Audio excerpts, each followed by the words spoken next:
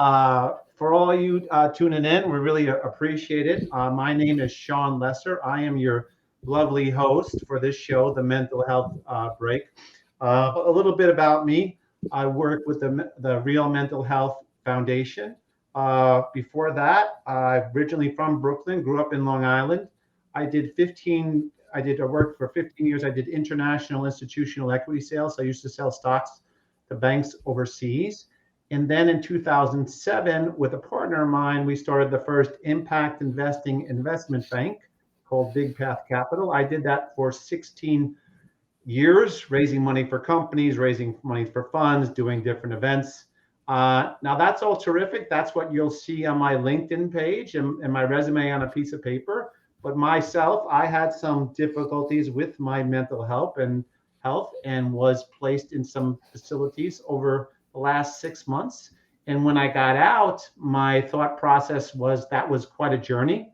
And now my goal is to help other people because there's a lot of people in the world that are, they're suffering with their mental health, men, women, children, families, all kinds of folks. So that's what we're trying to do here today is talk about what's going on with mental health. We have a lot of great guests that we had in the past. We had Ron Diamond before in the family office space. We had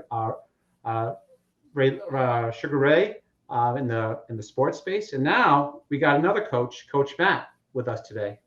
Coach, can you say hello? Sean, good to see you. I first want to honor your courage in doing this. This is not easy. Coming out here and having conversations that are big old balls of wax. So thank you, man. Thank you for the work that you do. No, thank you, and thanks for your headphones. They look very nice on your head. I just want to tell you that. But Matt, can you My tell us a little? Go ahead. I was gonna say my plugins broke, so I had to upgrade. Hey, man, you're looking good for the show. Can you give us a little background on yourself?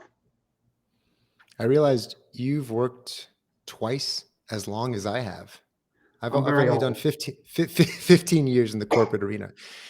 So let's see. I'm probably an atypical sales leader in that I got a degree in neuroscience way before anybody wanted to talk about the brain. The classes were not full.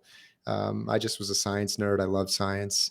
An early teacher of mine who was, as you can imagine, a zany science teacher, she said something that really caught my attention, which was, um, you can change your mind like you can change your body. After all, it is part of your body. And that was, I think most people, it was like an eye roll moment. But for me, it hit me like a ton of bricks. Like, wow, there's something here.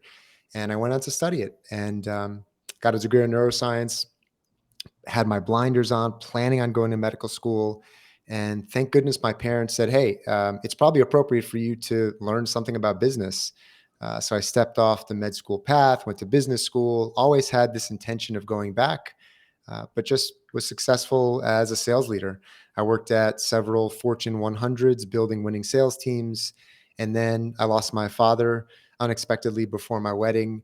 And that really provided, now some silver lining thinking, that provided an opportunity to inspect, what do I really care about? Why Mhm. am I not feeling fulfilled? What is this all about? And I think there's a consistent theme in my life of these brushes with death, or death, literally, that created white space for me to get super clear on what I wanted. At that time, I pivoted into working for a startup. I left a high paying corporate job where things were rocking to work at a mental health company. This was 2015, and people thought I had lost my mind. In reality, I found it. I felt like so aligned with what made a lot of sense to me. I knew I was helping people. I got this sense that there was a big problem that was under the surface like an iceberg. Um, and I helped that company move through different valuation stages. It's now a unicorn in terms of valuation at over $1 billion plus. And I've kind of stayed in that realm of behavioral health tech. Mhm. After 15 years in that realm, I now am a business coach. So I help businesses grow. A lot of the time, after helping their bottom line grow, I help their people grow. And I care about culture. So it's tough to just drive performance forward without the people who are within the company. So we can talk a little bit more about that if there's interest. No, I'd love to hear about that, how you're dealing with the people more than just the business aspects. Well, until the robots are fully here, oh, I think they might fully be here. This is not a digital avatar. This is actually Matt That's you. here on the. This is me. Um, I I think about the triple P's: people, process, performance. We can't just expect performance. You could have a perfectly manicured sandwich and the right script for people to sell it, but unless they want to, unless they have that conviction, unless they're incentivized the right way, unless we create psychological safety, it's challenging to get humans to want to do something that they don't want to do. So it's this interplay between the three legs of the stool: people, process, and performance, starting with people, although a lot of people think it's indexing on performance first. So let me ask you another question. You wrote an interesting post on LinkedIn just the other day, and you said burnout is an epidemic in our culture. Can you dive into that a little bit? We use the F word a lot. Fine, I'm fine, Hmm. which hopefully I can weave some humor in. Maybe You can that's go a for theme it. we can explore. Yeah, I think we're so good at saying that we're fine, and we're so good at swatting away the clear issues that we're not fine. Right, like the sleeplessness of hustle culture. I'll sleep when I'm dead. There's no evidence that serves your health or your mental health. The idea of being Teflon, the idea of being superhuman, the idea of being He-Man, hear me roar. Like I think those are dying maxims. Um, the evidence is clear. Hey, the things to focus on are sleep, nutrition, emotional regulation, and physical health. Probably bolting on doing some fulfilling work. But that's where the evidence lies. That's where we should be investing our time, energy, and effort to find a stable ground. So at the end of the day, you'll hear me say making the main thing the main thing. What's the main thing? The main thing is finding a place where you are not worried well, you're well. I think in a post-COVID container, our entire baseline as a society has been elevated, and we have no way collectively to downregulate. So I think we use the F word a lot because that's simple. Although we know in our heart of hearts that we're restless, we're nervous. It's hard for me to sit here and not acknowledge what's going on a global scale, Sure. related to some of the hate and vitriol that's been spewing out in all sorts of corners of the world. So it's a more challenging time. I would say maybe you can push on me, the young whippersnapper, saying that it's a more challenging time than ever. I think as a consequence of the onslaught of the visibility and the immediacy of all of this, we are upregulated. So what can we do? We need to learn how to downregulate. No, that those are great points, and I need help on that myself, right? Because I've been to a bad place before, and I'm working on that, the things that you're talking about. So I have a lot of worries, a lot of fears, and they reverberate in my mind, and I try to, you know, do meditation, other things, but they love to come and peer their head every once in a while. It's kind of, I think, normal in a strange way. I also thought during COVID it was everything slowed down, and then we turned on the switch, and to me it was like everything just was going full speed. It was just like there was no in between time to kind of like, okay, we got to warm up. It was just like, okay, now we're going again. Everything's going 1,000 miles per hour, and you have no time to catch up. So that's affected kind of everyone in my mind. I don't know. Go ahead. That whiplash is real. I think there was like, wait, are we actually slowing down? Right? There was kind of like we're thrashing against this. This can't be. We're not really slowing down. I remember leaving the office and it was, I'll see you in 10 days. Well, it wasn't 10 days. So I think there was this like disbelief related to that. I think also in the COVID container, a lot of people, if you think of the classic like bell curve of crossing the chasm, a lot of people who were on the bleeding edge, right, who were ready Mm-hmm. to pack their bags and get in the relationship, have the kid, move, get out of the relationship, change jobs, they did. And I assume that there is the late majority. This is not a scientific understanding, but it's just my kind of gut feeling that felt that they didn't do the thing that they wanted to do, or they didn't make the move, or they didn't get the house, or get in or out of the relationship, or move jobs. So I think Hmm. there's a lot of the tension, and we've talked about this before, the tension between feeling stuck but like longing for something else. Do you mind if I have an idea here? If we can, I You want to can do like whatever you want, bro. jump in and Jump circle back ahead. to what you Go. said, because this is like, if people take anything from this, I want to circle back to something that you said. And if you're willing to be the frog in the almost boiling water, can we experiment a little bit here? Let me take a second. I'm ready, man. Wait, 1 second. Okay. Let me get my pipe. Get There my we go. pipe quick. There we go. Okay.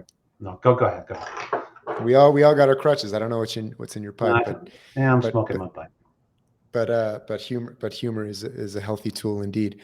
So I think we should talk about that, man. I mean, there's this. It's not unlike physical health, right? We Hmm. can't wait until we get the diagnosis that a thing is wrong, and then we eat all the broccoli and walk all the miles. So Yeah, we yeah. know it has to be kind of a proactive practice.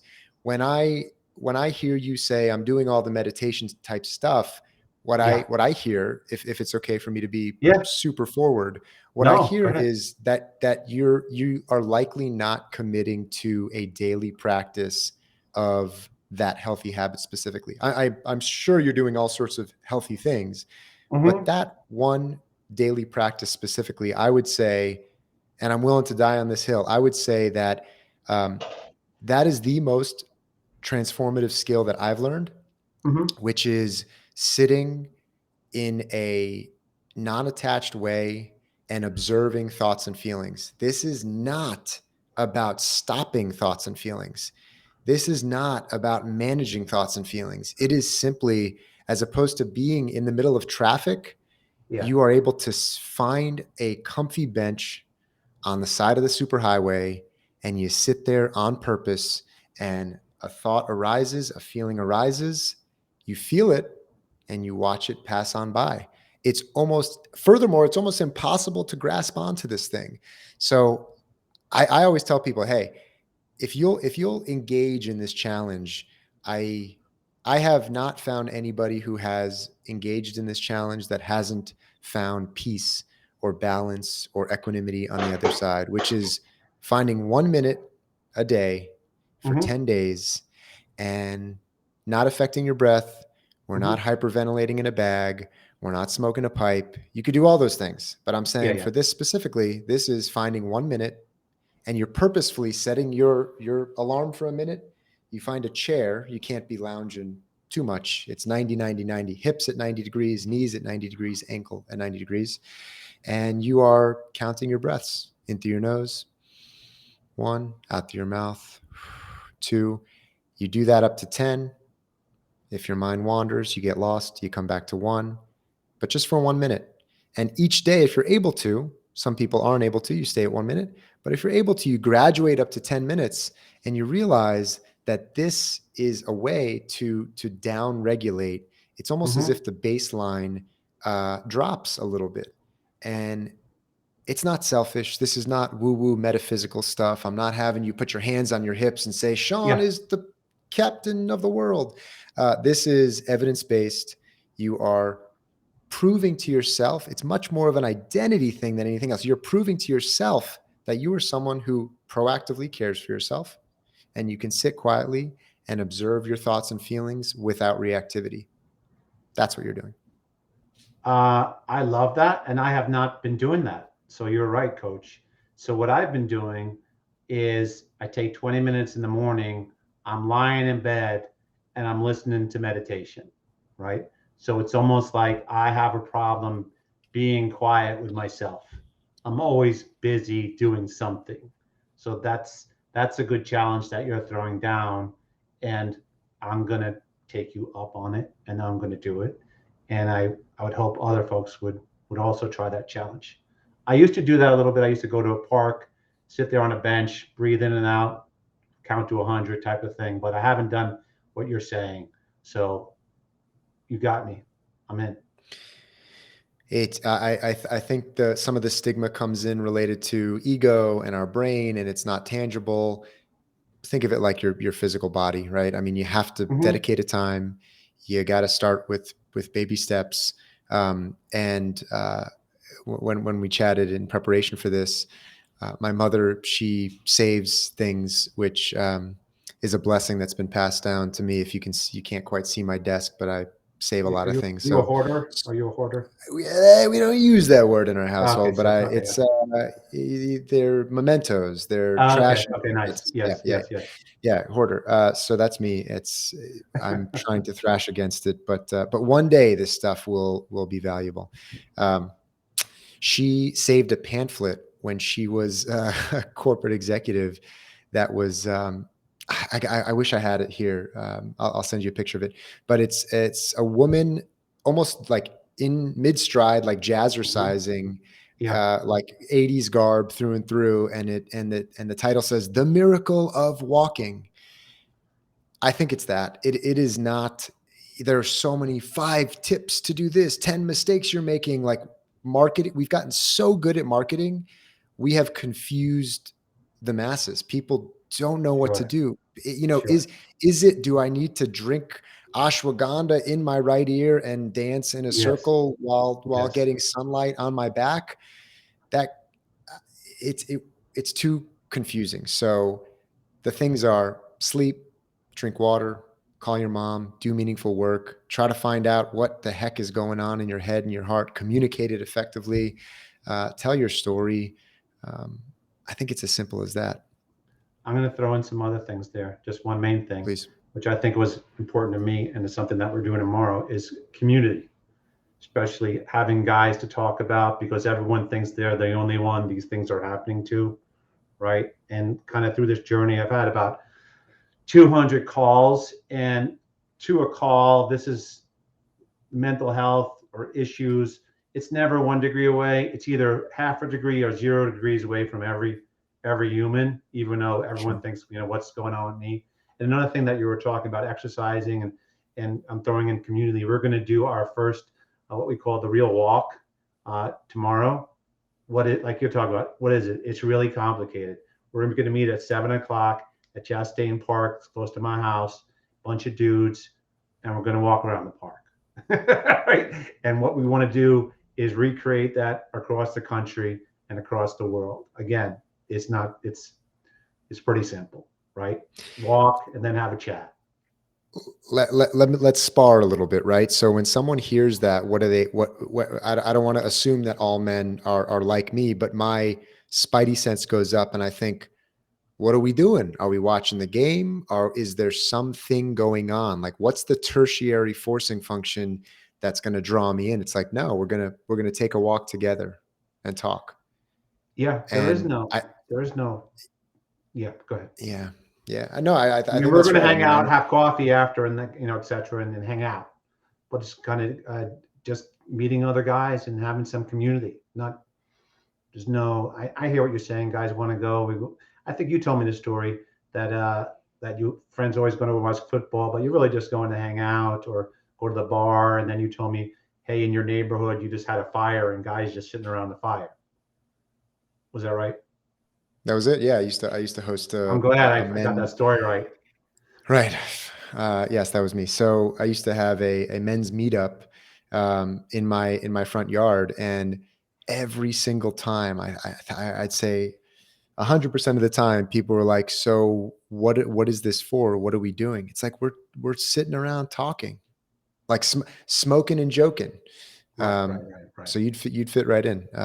Yeah. So maybe we can get. I know Jesse Itzler is right down the road. My Yeah, yeah. sister and he are dear friends from high school. So that would be cool. I know he's much more of a runner, all day running co. But maybe we can get one of his lines, all day walking co. And you can kind of spearhead that. But this is an initiative that I know he cares about. So many people care about. Um, I think something that I've seen related to community, often it takes someone probably like you and me in our friend group Mhm. to say, come, you should Yeah. come. Like not necessarily just like a blanket outreach. Hey, we're having Hmm. this thing. That's good. It's almost like top down, bottom up. Sure, Like sure. grassroots, almost like hyper local. So how do Yep. we get people to think of one or two or three people and say, Sean, I miss you, man. I'd love to see your face. Come, we're strolling. Think of it like it's not even a walk. We're not power walking. We are No, we're not strolling. power. Just going for, just walking around. I've been doing it just texting guys. I mean, I also put it out Yeah. on LinkedIn. But I think you kind of do it and you have a cadence to it that you do it every week at a certain time. People will look forward to it and be like, all right, I'm gonna go for that's what I do every Thursday at 7 o'clock. I'm gonna go take a walk around the park, so those, but I'm also open to, hey, we're creating this thing, right? On the fly here. So open to all kinds of ideas or voices that look at it in other ways just to make it better. There's no right or wrong here. Yeah. I think you're on it, man. I mean, this to me feels like the right thing, in that it's super low barrier to entry, and you can really kind of you're hitting the all of this like overlap between getting in nature, building community, connecting, sharing. So beyond that, are there other ways that people can get involved, share their stories? Like, let's say there's somebody out there who maybe can't make it to Chastain, or 7 o'clock's not a good time. What are some other ways to get involved and participate? Sure. So we're also launching our app. It's an online community with the same kinds of ideas. So if you go to our website, you can join. It's free, and kind of trying to do four things within that. One is give guys, and this is not like, oh, this is about guys. I mean, you help the guy, you help the family, you help the kids. Everyone does better. But specifically, I'm a guy. I know guys, right? So that's where we're going to start. So it's a safe place where guys can talk about things and not feel all crunchy. But everyone goes through shit, and just understand that. And this is a safe place where you can talk about this stuff. That's one. Two, within this app is, yeah, we're going to have the different kind of meetups, the walks, etc. And you can find places to walk or start your own walk or do it, get involved. So one is then the next side of that is, we also want to, and you've worked in this space with the different apps, is we want to give people kind of an overlay of what's going on in the space. People are curious about meditation, about yoga, could be about psychedelics. There's so many different things that people are just like, where do I go? Who do I talk to? Kind of a Sure. central hub of information. And then finally, we didn't really talk about this, but when I was going through my journey, a person that was really helpful was a guy named Brent Hurd, who basically became, I say he is my mental health sponsor, and comparing that to a Alcoholics Anonymous sponsor. So it's almost like someone that's you're accountable to, checking on you, right? So me and Brent, when I was in a bad space, uh, talk, walk, modalities, just kind of being like, hey, dude, I'm here for you, man. And I think that's freaking huge. Yeah. That's it. That's it. A core, as we know, core fundamental human need is to be seen and understood, and remembered. Right. So Mhm. I think you're highlighting the huge. Like, if we could just dive into the real issue. The real issue is everybody is going through something. I don't need to see any Correct. stats to know No. that you could be having a tough go, right? Like, I don't need to see that. I'm done looking at the data. So we need kind of the assumptive close. Like, we're missing this layer of community, of support. I think of it like the older generation, older Yeah. than us. Yeah. Um, it's probably very challenging to teach that generation about nutrition, because Sure. or physical fitness in the way that we now know, because it's Hmm. evolved and we understand. So this is where the tension comes in. How the heck could my grandpa ask me about the fundamentals of nutrition and physical health without feeling exposed? Like, exactly how does that work? He would say, Matt, I was taught during a different time and I don't Yeah. know nutrition 101. So the best way to do that is facilitate a conversation like this, almost like Montessori-esque. I was a Montessori kid for some time, where you have, yes, of course, the teacher is in the room, but Hmm. someone who's a few steps beyond you. You're Yep. learning from them. They're learning how to teach and coach and be gentle with the younger folks who are maybe a few steps behind. So that like community, connective tissue, and the human dimensions of community is missing. It's like a layer that's missing in our society. So I commend you, man. This is I know this stuff works because I see it up close. I see it in my Hmm. backyard. Um, and someone's got to be the glue. Someone has to be the person who facilitates the container gently, not dropping too much of like the clinical speak on people. It's Yeah. like, hey, raise your hand if you're struggling. That's not it. This is about No, no. people, lived experiences, and you could even take it from a different perspective, which is let's think about people who we put up on pedestals. You think of Elon, or you think of Jordan, or Serena, or Sure. Obama. Like we think, oh, they're just ooze greatness. Well, if you double click on any of those people, they had their back against the wall. They were cut from the teams. They were under somebody else's shadow. Their first name, nobody thought that they could ever become a thing. So, it's Hmm. like this is where we kind of turn our strife into strength, or our struggle into strength, as you say. And I think that's important when it's not that disconnected. The person who's on the free throw line when the game is on the line, what are they doing? They're breathing. They're staying focused in the present moment. So, it's whoa, I just hit my mic. I got so excited. Sorry Be about that. careful there. Can Be you hear me? careful, coach. Can you hear Yeah, me? you're okay. You're okay. You're I'm okay, just buddy. so You're okay. excited. I'm on the free throw line. Take it easy. So Take it easy. so when Take a it's breath. Take a impossible. breath, Matt. Take a Impossible. It's breath. impossible Okay, to. okay. All I'm right, good. fine. So when someone is on the free throw line and the game's on the line and they're hoisting trophies and they're the poster on our wall because they're a hero, or someone is navigating the challenges of some of the stuff that we've experienced, a lot of the modalities are the same. Hmm. It's not that disconnected between peak performance and support for individuals who are navigating the trials and tribulations of life. No, I love it, Matt. I think we're close to ending. So you've got a great message.